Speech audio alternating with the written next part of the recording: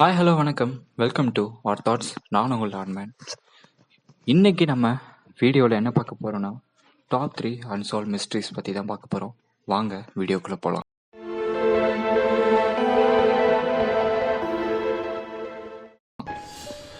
First நம்ம பார்க்க போகிறது த ஸ்ப்ரிங்ஃபீல்ட் 3 அப்படின்னு சொல்லப்படுற இன்னை நாள் வரைக்கும் அன்சால்வ்டாக இருக்கிற ஒரு கேஸ் பற்றி தான் பார்க்க போகிறோம்.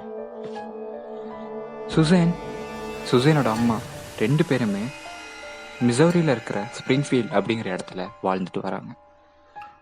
ஜூன் 7, 1992 ஸ்டேசி மெக்கால் அப்படிங்கிற சுசேனோட ஃப்ரெண்ட் அவங்க வீட்டுக்கு வராங்க.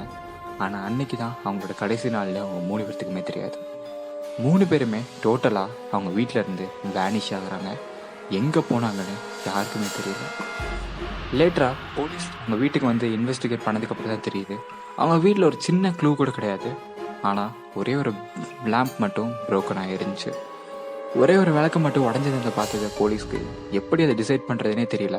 ஏன்னா அந்த லேம்பை தவிர அந்த வீட்டில் ஸ்ட்ரகிள் நடந்ததுக்கான எந்த ஒரு எவிடன்ஸுமே இங்கே கிடைக்கல. போலீஸ் இன்னும் கொஞ்சம் நேரம் இன்வெஸ்டிகேட் பண்ண என்ன பண்ணுறதுனே தெரியாத அளவுக்கு தலை சுற்றி போகிறாங்க. ஏன்னா ஒரு எவிடன்ஸ் கூட அவங்களுக்கு சாலிடாக கிடைக்கல. லேட்டராக சர்ச் பண்ண அந்த ஆன்சரிங் மிஷின் 1990s டெலிஃபோன் கால்ஸ்க்கு ஆன்சர் பண்ணுறதுக்கும் அந்த கால்ஸை ரெக்கார்ட் பண்ணுறதுக்கும் தான் இந்த ஆன்சரிங் மிஷின் யூஸ் ஆகும். அந்த ஆன்சரிங் மிஷினில் ஏதோ மெசேஜ் இருக்குதுன்னு சொல்லிட்டு போலீஸ்க்கு தெரியுது. ஆனால் அதுவும் ஆக்சிடென்டலாக இரேஸ் ஆயிருந்துச்சு. நெக்ஸ்ட்டு என்ன பண்ணனே தெரியாமல் கிட்டத்தட்ட 32 வருஷமாக இந்த ஸ்ப்ரிங்ஃபீல்ட் 3 அப்படிங்கிற அந்த 3 பேரும் எப்படி காணாமல் போனாங்கிற கேஸ் இன்னி நாள் வரைக்குமே அன்சால்வ்டாக தான் இருக்குது. நம்ம அடுத்து பார்க்க போகிற topic Brian Randall Shaffer. Brian ஷாஃபருங்கிறவர் ஒரு medical student. Ohio state university college of மெடிசனில் படித்து கிராஜுவேட்டாக இருக்கார். 31 மார்ச் 2006 அன்னைக்கு நைட் அப்போது அவங்க ஃப்ரெண்ட்ஸோடு சேர்ந்து பாருக்கு போயிருக்காங்க. அவங்களோட ஏர்லி ஸ்ப்ரிங்கான 1 ஏப்ரலை செலிப்ரேட் பண்ணுறதுக்காக. அங்கே போயிட்டு கொஞ்ச நேரம் கழித்து அவங்க ஃப்ரெண்ட்ஸ் பார்வையில் இருந்து ஷாஃபர் தவறி போகிறாரு. எங்கே போனார் அப்படிங்கிற அந்த குழப்பத்தோட அவங்க ஃப்ரெண்ட்ஸ் இருந்துட்டு சரி ஓகே எப்படியோ வீட்டுக்கு தான் போயிருப்பான், அவனுக்கு தூக்கம் வந்திருக்கும்னு நினச்சிட்டு விடுறாங்க. ஆனால் லேட்டராக அடுத்த நாள் தான் தெரியுது அவர் காணாமல் போயிருக்கார் அப்படிங்கிறது. போலீஸ் இன்வெஸ்டிகேட் பண்ணும்போது தான் இன்னொரு எவிடன்ஸை கண்டுபிடிக்கிறாங்க. நைட் 2 மணிக்கு 2 பொண்ணுங்க கூட நின்று அவர் பேசுகிற மாதிரி செகண்ட் ஃப்ளோரில் இருக்க சிசிடிவியில் ரெக்கார்ட் ஆகிருக்கு.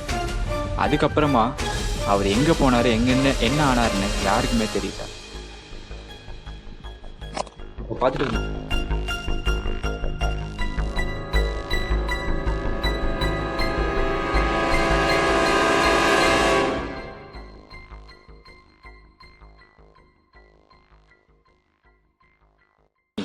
இந்த சிசிடிவியில் தான் நம்ம அவர் லாஸ்ட்டாக பார்த்தது.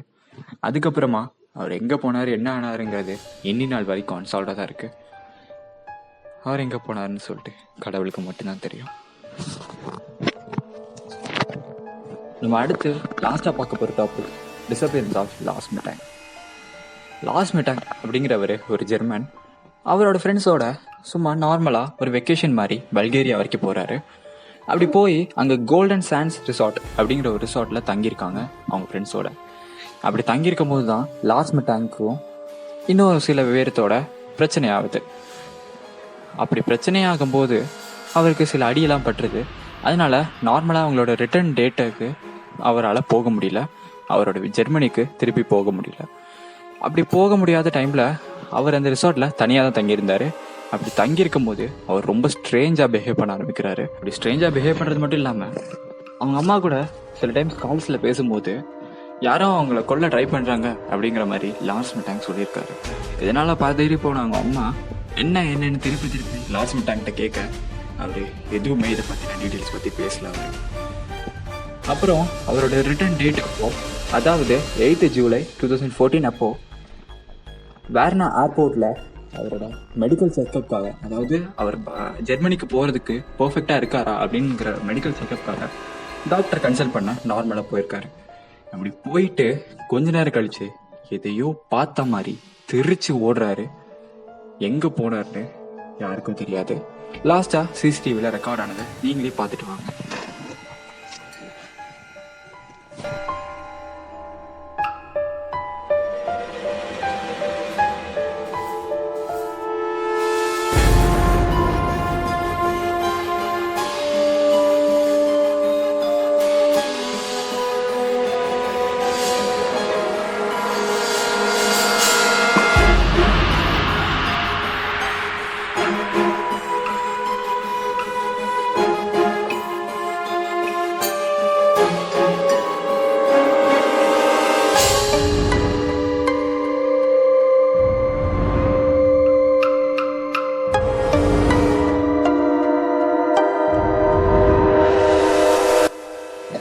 பார்த்துட்டு வந்துட்டீங்கல்ல. இப்படி தெரிச்சு டேரக்டாக ஒரு காட்டுக்குள்ளே ஓடுறாரு. ஆனால் அதுக்கப்புறமா அவரை பற்றின ஒரு சின்ன எவிடன்ஸ் கூட கிடைக்கல. மேபி இந்த லாஸ் மிட்டாங் இந்த கேஸை பற்றி நீங்கள் கேள்விப்பட்டிருக்கலாம். ஏன்னா இதுதான் இந்த யூடியூப்பில் இருக்கிறதுலே ரொம்ப ஃபேமஸான டிஸப்பியரன்ஸ் பற்றின கேஸ். இன்றைக்குள்ள வீடியோ அவ்வளோதான்.